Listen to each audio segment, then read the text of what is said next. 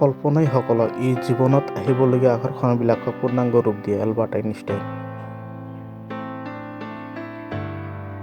সকলো সময়তে মনত ৰাখিবা যে সফল হোৱাৰ বাবে তোমাৰ নিজৰ দৃঢ়তা বেলেগতকৈ বেছি গুৰুত্বপূৰ্ণ। Abraham Lincoln. এজন ব্যক্তিয়ে যদি কেতিয়াও ভুল নকৰে তেন্তে সি নতুন কিবা কৰিবলৈ চেষ্টা নকৰে। Albert Einstein. এজন মানুহক এটা মাছ বিক্ৰী কৰা, সি এদিনৰ কাৰণে খাব। এজন মানুহক তুমি মাছ ধৰিবলৈ শিকোৱা, তুমি তোমাৰ ভাল এটা ব্যৱসায়ৰ সুযোগ নষ্ট কৰিলা। Karl marks.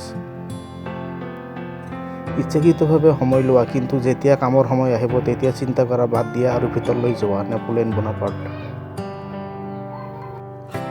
সফলতা তাৰ ওচৰলৈ আহে যিয়ে সফলতাক লৈ সচেতন হয়। বিফলতা তাৰ ওচৰলৈ আহে যিয়ে নিজকে উদাসীনভাৱে ব্যৰ্থতাৰ সচেতন হ'ব দিয়ে। Napoleon hill.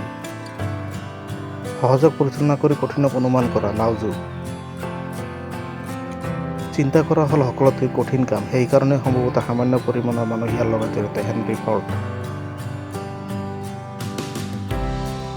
বাধা হ'ল সেই ভয়ংকৰ ৰূপ, যেতিয়া তুমি তোমাৰ লক্ষ্যৰ পৰা চকু আঁতৰাই ল'বা তেতিয়া তাক তুমি দেখিবলৈ পাবা। Henry Ford.